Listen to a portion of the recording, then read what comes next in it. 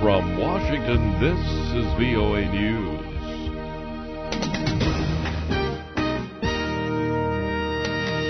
Coming up, suspect charged in the Boston Marathon bombings, plus U.S. Defense Chief pledging military support to Israel. Hello everyone, I'm Steve Norman. U.S. authorities have charged the surviving Boston Marathon bombing suspect with using a weapon of mass destruction. That is a charge that can carry the death penalty if he's convicted for last week's explosions that killed 3 people and injured more than 170 others. 19-year-old suspect Dzhokhar Tsarnaev was also charged with malicious destruction of property. At the White House Monday, presidential spokesperson Jay Carney said there is no doubt that Tsarnaev eventually will face trial in a civilian court, not through a military commission. He will not be treated as an enemy combatant. We will prosecute this terrorist through our civilian system of justice. Under U.S. law, the United States citizens cannot be tried in military commissions. And it is important to remember that since 9/11, we have used the federal court system to convict and incarcerate hundreds of terrorists. Some U.S. lawmakers have urged the Obama administration to designate Tsarnaev as an enemy combatant for the purposes of more easily questioning him about the motivation for the Boston bombing and whether he and his brother, who died last Friday in a shootout with police, had links with terrorist groups. Authorities in Canada say they have arrested and charged 2 residents with conspiring to carry out an al-Qaeda-supported terrorist attack against passenger trains. The Royal Canadian Mounted Police said in a statement that while they believe the suspects had the capacity and intent to carry out an attack, there was no imminent threat to the general public, train employees, passengers, or railway infrastructure. Investigators also said that the 2 suspects allegedly were focusing on passenger trains in Toronto and that the plot was not linked to last week's bombing attack in Boston.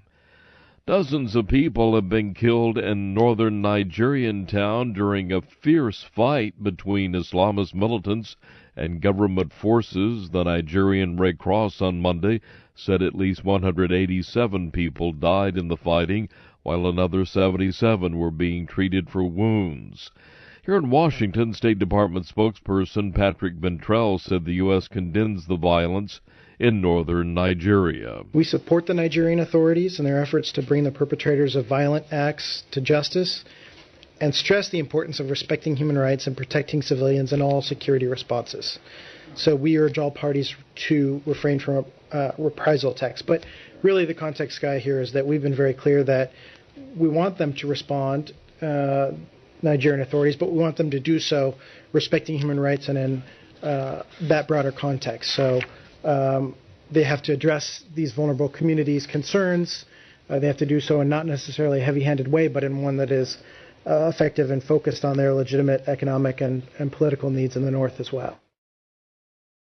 Gun battles began Friday in the remote fishing village of Baga, forcing thousands of residents to flee that area.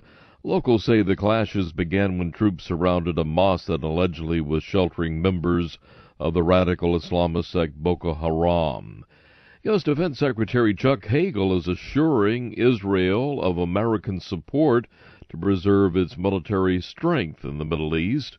The story now from VOA Scott Bobb in Jerusalem. U.S. Secretary of Defense Chuck Hagel underscored the Obama administration's support for Israel's security at a news conference following his meeting with Israeli Defense Minister Moshe Ya'alon. We're committed to providing Israel with whatever support is necessary for Israel to maintain military superiority over any state or coalition of states and non-state actors.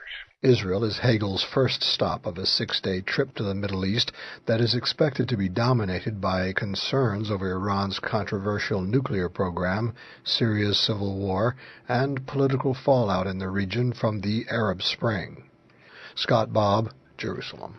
Officials in eastern Afghanistan say the Taliban captured a group of at least 9 civilians after their helicopter made an emergency landing in militant-controlled areas. Turkey's foreign ministry confirmed 8 Turks were among those on board the helicopter, which landed late Sunday during bad weather in Logar province, about 30 kilometers from the Pakistani border. Those on board were then abducted by militants. The aircraft had been traveling from Homs to the capital, Kabul, after other people on board included at least 1 Afghan and 1 Russian. Get more news at our website by going to voanews.com.